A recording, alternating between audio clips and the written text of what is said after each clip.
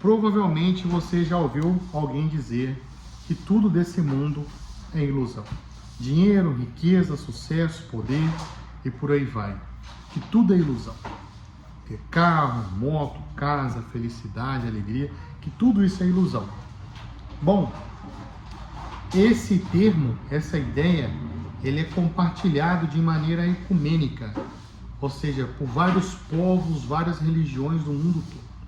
Grandes mestres de várias religiões do mundo compartilham pensamentos parecidos, entendeu?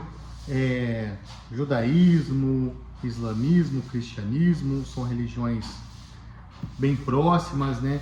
Mas as religiões esotéricas também, religiões da Ásia, o budismo, o hinduísmo, ramificações do cristianismo, do islã e do judaísmo, né? Compartilham também, né? Enfim. Mas será mesmo que o que esses grandes sábios, que esses grandes sábios quiseram dizer, foi isso mesmo que eles tiveram a intenção de dizer quando a gente fala assim, tudo é ilusão? Bom, eu acredito que não e vou trazer uma reflexão sobre isso aqui hoje. Bom, no nosso idioma português, que é um idioma derivado do latim, a palavra ilusão, ela tem a finalidade de classificar algo que foi interpretado de maneira equivocada, certo? Seja essa coisa do mundo abstrato ou do mundo concreto, né? Ou seja, mesmo que as pessoas estejam falando sobre emoções, como alegria, tristeza e por aí vai, ou se a pessoa estiver falando de um objeto, de uma mesa ou algo do tipo.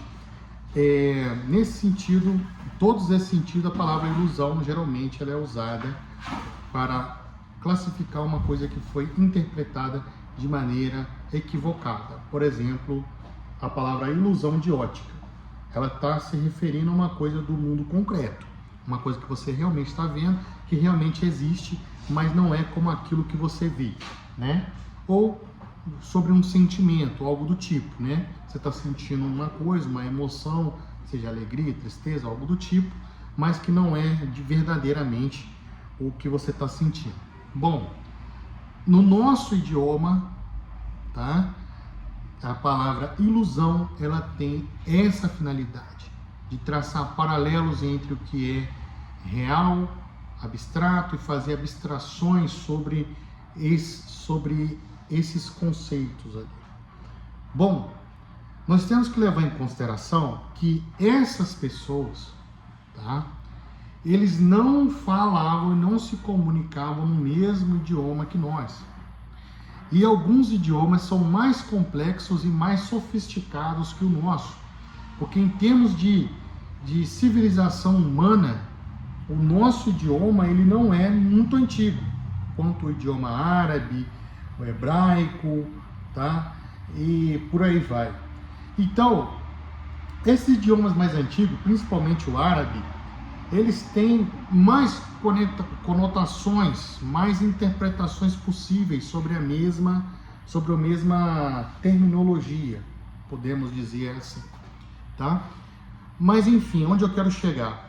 Para a grande maioria desses sábios, a palavra, entendeu? A palavra ilusão, ela tem um propósito de traçar um paralelo entre uma coisa que é menos permanente ou mais permanente. Por exemplo, uma fumaça saindo da chaminé, ela é menos permanente que uma flor que acabou de brotar, certo?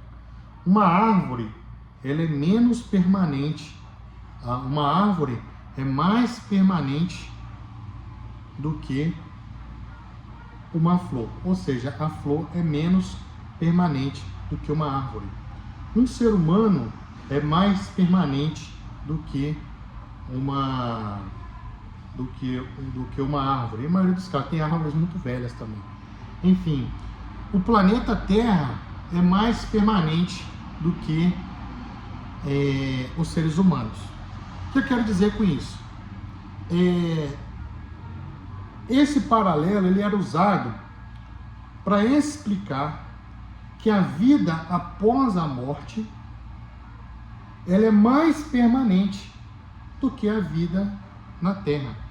Ou seja, eram sinônimos, interpretações, porque muitas dessas linguagens nem têm vogais, consoantes, não tem a mesma construção gramatical. Os códigos de linguagem não são os mesmos. Então, as pessoas tentam traduzir, os copistas, os tradutores, eles tentam traduzir o mais próximo possível daquilo que o nosso idioma é capaz de compreender. Mas isso nem sempre, tem hora que a interpretação desses fatos tem que ir além do óbvio, entende? Então, isso que eu quero dizer. Para essas pessoas, tá? Principalmente os grandes sábios das religiões abraâmicas, dos grandes esotéricos e muitos outros. Então a ideia deles era traçar um paralelo entre algo que é menos permanente e mais permanente. Ou seja, uma fumaça é menos permanente que uma flor. Uma flor é menos permanente que uma árvore. Uma árvore é menos permanente que um ser humano. O ser humano é menos permanente que o planeta. E o planeta é menos permanente que o universo. E o universo é menos permanente, né, que Deus. Né? Então, quando você compara a vida nossa biológica, comparando com a vida após a morte, ou seja, você vai permanecer muito mais tempo, entendeu? Com a outra vida que você vai ter após a morte, do que a vida que você tem agora.